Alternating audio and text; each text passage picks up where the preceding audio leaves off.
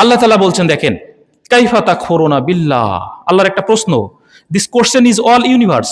এই প্রশ্নটা সবার জন্য, অনলি হিউম্যান বিংস না, শুধু মানুষের জন্য না, টোটাল জিন বিংস, প্রত্যেকটা জিনের জন্য। কারণ মানুষ এবং জিনকে আল্লাহ তাআলা কিসের জন্য সৃষ্টি করেছেন? ইবাদতের জন্য। ওয়াদিয়া নাখলা নামক একটা স্থানে রাসূল সাল্লাল্লাহু আলাইহি ওয়াসাল্লাম যখন ফজরের নামাজে তিলাওয়াত করছিলেন, তখন একদল জিন যাচ্ছিল। এর আগে একটু ঘটনা একটু পিছাই। আমরা কবিরাজের কাছে যে বিভিন্ন জিনিস প্রশ্ন করি না, যে এটা হয়েছে কেন, ওইটা হয়েছে কেন, কবিরাজ বলে দেয় না, তোমার 10 বছর আগে এই হয়েছিল, 5 বছর আগে এই হয়েছিল, তুমি একদিন খাট থেকে পড়ে গেছিলে, একদিন এরকম হয়েছিল, এরকম বলে দেয় না। কিভাবে বলে জানেন? ওই কবিরাজের নিকট একটা জিন থাকে, ওই জিন আসমানে যায়। আসমানে কি হয়, আল্লাহ তাআলা ফেরেশতাদের সাথে বলা বলি করে, ওই জিন কান পাতিয়ে শুনে, ওইটা শুনে এসে ওখানে আবার সত্য মিথ্যা মিশ্রিত করে ওই জিনের সাথে বলে, সেই জিন আবার কবিরাজের সাথে বলে, কবিরাজ আবার রংচং করে মানুষের সাথে বলে। এজন্য কিছু কথা মিলে যায়, দু একটা কথা কবিরাজের কথার সাথে মিলে যায়, দেখেন না, মিলে যায়। তো হঠাৎ করে একদিন বলা হলো যে এই জামানায় এই স্থানে একদিন শেষ নবী রাসূল সাল্লাল্লাহু আলাইহি ওয়াসাল্লাম আসবেন, সেদিন তোমরা আর আসমানে যেতে পারবে না, আসমানে সিকিউরিটি বেড়ে যাবে। তো হঠাৎ করে দেখে যে ওই দিন আর যাওয়া যাচ্ছে না, আসমান ভেদ করা যাচ্ছে না। তখন জিনেরা মনে হলো কি ব্যাপার, আসমানের সিকিউরিটি হঠাৎ করে এরকম বেড়ে গেল কেন? তো তখন বলা হলো, ওই যে বলেছিল যে শেষ জামানায় একজন নবী আসবে, হয়তো ভাই এখানে চলে এসেছে, খোঁজ করে দেখো তো। তখন রাসূল সাল্লাল্লাহু আলাইহি ওয়াসাল্লাম ওয়াদিয়া নাখলা নামক স্থানে কোরআন তেলাওয়াত করছিলেন, ফজরের নামাজ পড়ছিলেন। তখন একদল জিন সেখান দিয়ে যাচ্ছিল। তখন তারা শুনলেন এবং বললেন, ইন্না সামি'না কুরআনান আযাবা, আমরা তো একটা মহাবাণীতে শুনলাম, একটা কোরআন শুনলাম, কি আজব কোরআন, ইয়াহদি ইলা রুশদি, এটাই তো সত্যের পথ অন্বেষণ করায়, এটাই তো সত্যের পথ, ফা আমান্না বিহি, সুতরাং আমরা ঈমান আনলাম। আল্লাহু আকবার। জিনেরা কোরআন শুনে ঈমান আনলো। এটা থেকে বোঝা যায় এই প্রশ্নটা, কাইফা তাকফুরুনা বিল্লাহ, কিভাবে তোমরা আল্লাহকে অস্বীকার করো, এই প্রশ্নটা শুধু মানুষ না, জিনেদেরও আল্লাহ করছেন। কারণ জিন এবং মানুষ দিয়ে আল্লাহ তাআলা জাহান্নাম পূর্ণ করবেন, সাথে থাকবে পাথর। তা আল্লাহ বলছেন, কাইফা তাকফুরুনা বিল্লাহ, তোমরা কিভাবে আল্লাহকে অস্বীকার করো। আল্লাহর প্রশ্ন এটা, কিভাবে তোমরা আল্লাহকে অবিশ্বাস করো। দুনিয়াতে যুগের পর যুগ মানুষ আল্লাহকে অবিশ্বাস করেছে না। কোরআন খুলে দেখবেন, ফেরাউনের নাম আছে না? ফেরাউন নিজেকে কি বলেছিল? আল্লাহ দাবি করেছিল। শুধু তাই নয়, তিনি বলেছেন আনা রব্বুকুমুল আ'লা, আমিই তো সব থেকে বড় রব। মুসা আলাইহিস সালাম যখন দ্বীনের দাওয়াত নিয়ে গেছিলেন, আল্লাহ তাআলা বললেন, ইযহাব ইলা ফিরআউনা, ফিরআউনের নিকট যাও, ইন্নাহু তাগা, নিশ্চয়ই সে সীমা লঙ্ঘন করেছে, আমার দাওয়াত তার নিকট পৌঁছায় দাও। যখন যে তাকে দাওয়াত দেওয়া হলো, ইসলামের দাওয়াত দেওয়া হলো, দ্বীনের দাওয়াত দেওয়া হলো, সে তো অবাক হয়ে গেল। সে বলল, ইয়া আইয়ুহাল মালাউমা, সূরা কাসাসের 38 নম্বর আয়াত বলছে, ইয়া আইয়ুহাল মালাউমা, হে আমার সভাসদগণ, আলিমতু লাকুম মিন ইলাহিন গায়রি, আমি বাদে তোমাদের অন্য কোনো রব আছে আমার তো জানা নাই। আস্তাগফিরুল্লাহ। ফেরাউন তখন খুব অবাক হয়ে গেছে। যখন তাকে বলা হলো তুমি ঈমান আনো আল্লাহর প্রতি, তখন বললেন যে, হে আমার সভাসদগণ, আলিমতু লাকুম মিন ইলাহিন গায়রি, আমি তো জানি না যে আমার থেকেও আরো অনেক রব আছে কিনা।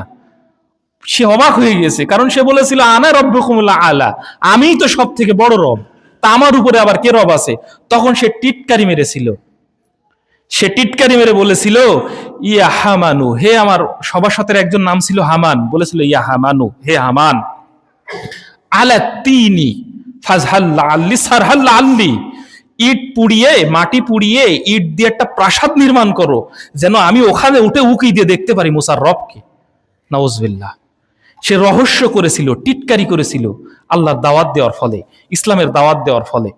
যখন সে টিটকারি করলো, এইভাবে যখন ইসলামের দাওয়াতকে মুছে দিতে গেল, আল্লাহকে অস্বীকার করলো, তখন তার সর্বশেষ পরিণতি কি হয়েছিল আমাদের জানা নাই? জানা নাই? আছে, জানা আছে।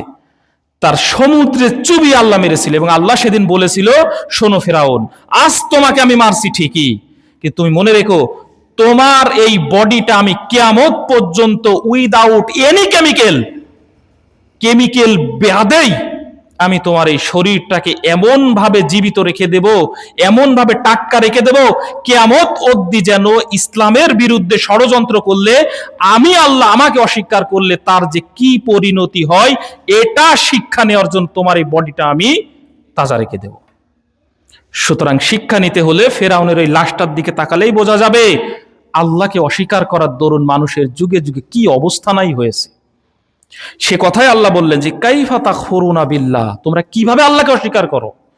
অস্বীকার আল্লাহকে করেছিল, তার পরিণতি কি হয়েছিল? সমুদ্রে চুবে মারা গিয়েছিল। এবং জিবরিল আমিন পরবর্তীতে রাসূল সাল্লাল্লাহু আলাইহি ওয়াসাল্লামের কাছে এসে বলেন যে ইয়া রাসূলুল্লাহ সাল্লাল্লাহু আলাইহি ওয়াসাল্লাম, আপনি তো জানেন না ফেরাউন যখন মারা যায় আপনি তো ওখানে ছিলেন না।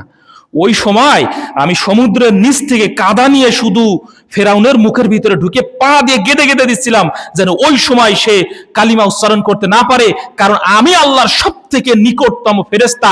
আমি জানি আল্লাহর ফেরাউনের অধ্যত্ব যত বড়ই হোক না কেন, আল্লাহর রহমত, দয়া, ক্ষমা, মাগফিরাত তার থেকে অনেক বড়।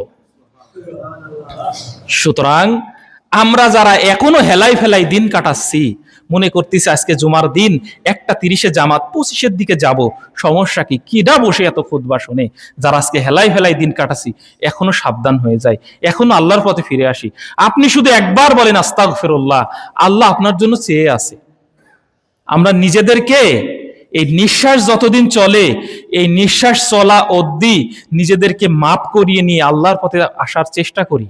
কারণ নিঃশ্বাস চলে গেলে ইচ্ছা করলেও আপনি এক ওয়াক্ত নামাজ পড়তে পারবেন না, একটাবার সুবহানাল্লাহ বলতে পারবেন না, একটাবার লা ইলাহা ইল্লাল্লাহ বলতে পারবেন না।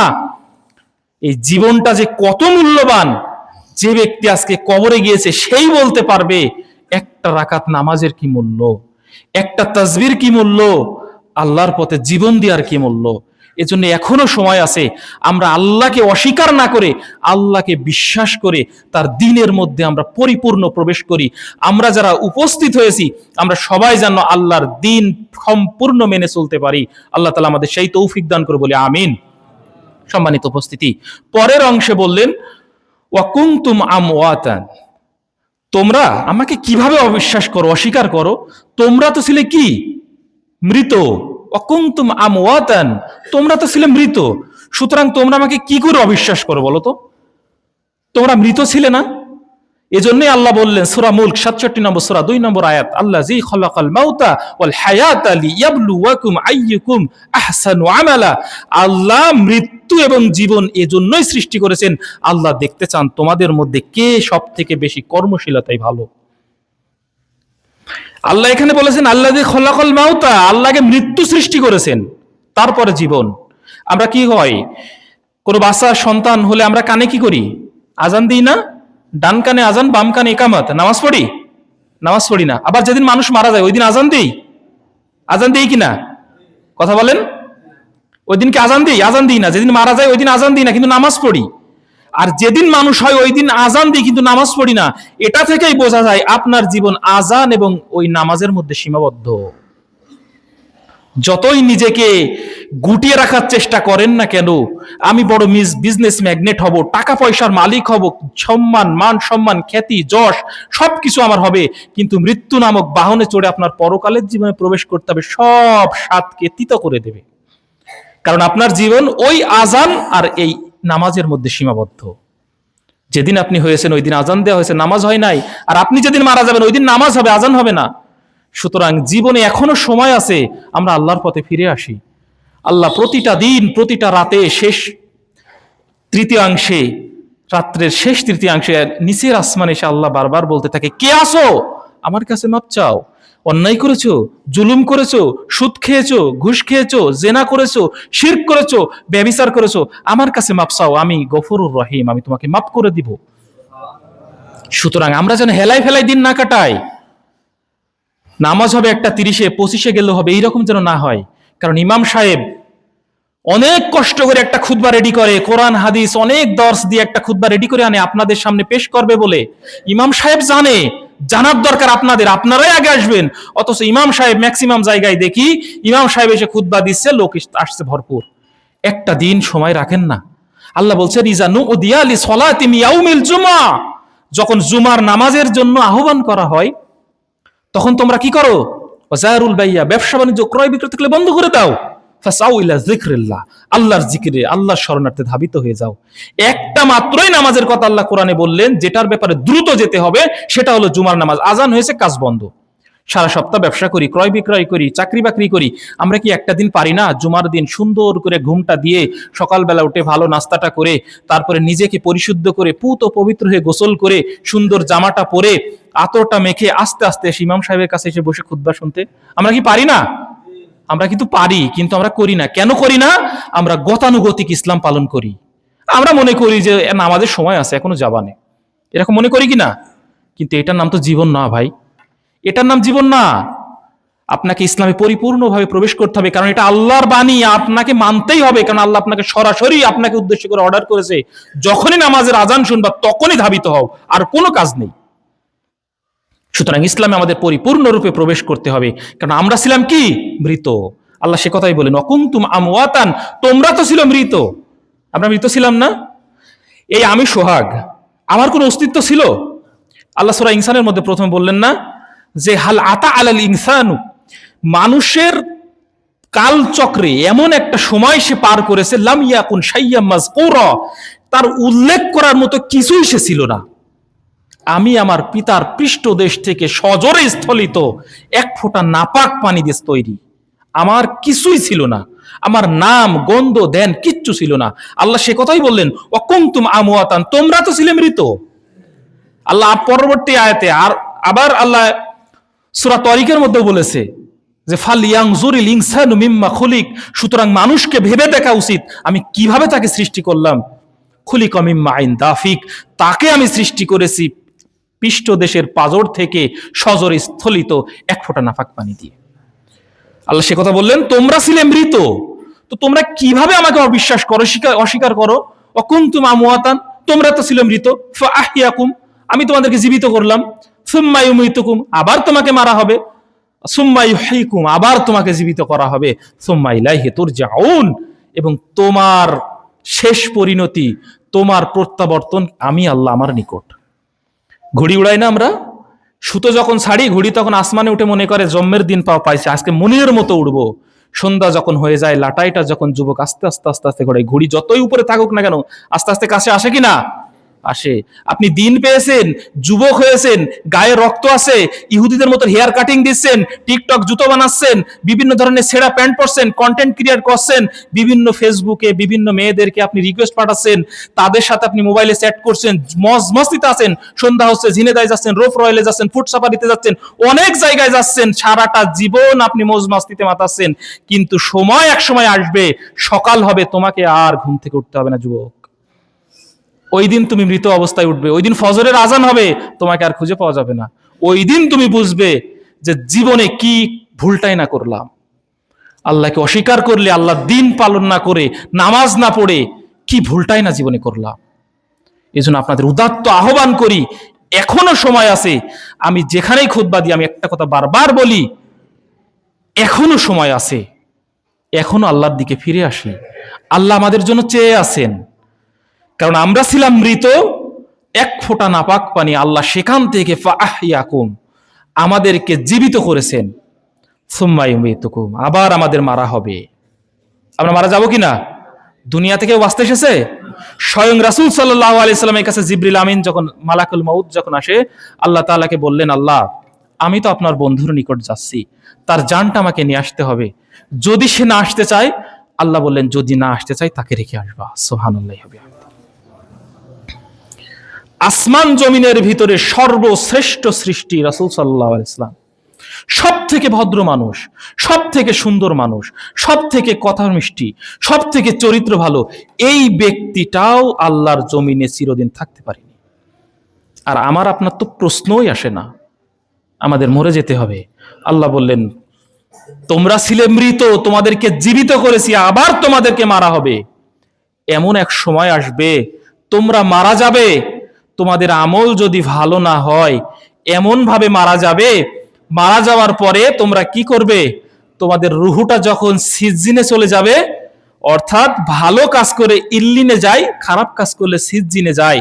যখন রুহুটা সিজ্জিনে চলে যাবে, আপনার রুহুটা যখন আপনার দেহ থেকে নেওয়া হবে, আপনি অপলক দৃষ্টিতে রুহুর দিকে তাকিয়ে থাকবেন। আমরা অনেক সময় গ্রামাঞ্চলে মানুষ মারা গেলে তাকিয়ে থাকে না, এভাবে তাকিয়ে থাকে না। এটা কি জন্য হয় জানেন? সহিহ মুসলিম 2017 নম্বর হাদিস, আবু হুরায়রা রাদিয়াল্লাহু তাআলা আনহু বললেন, রাসূল সাল্লাল্লাহু আলাইহি সাল্লাম বলছেন, আলাম ইয়ারাউ ইনসানা ইযা মাতা সাখাসা বাসারু, তোমরা কি দেখো মানুষ যখন মারা যায় তখন তার চোখটা খোলা রাখে? তখন তারা বললেন, ক্বালু বালা ইয়া রাসূলুল্লাহ, হ্যাঁ আমরা দেখেছি। তখন রাসূল সাল্লাল্লাহু আলাইহি ওয়াসাল্লাম বললেন, জালিকা হিনা ইয়াতবাউ বাসারু নাফসিহি, তখন তার ওই চোখটা তার রুহুর দিকে তাকিয়ে থাকে,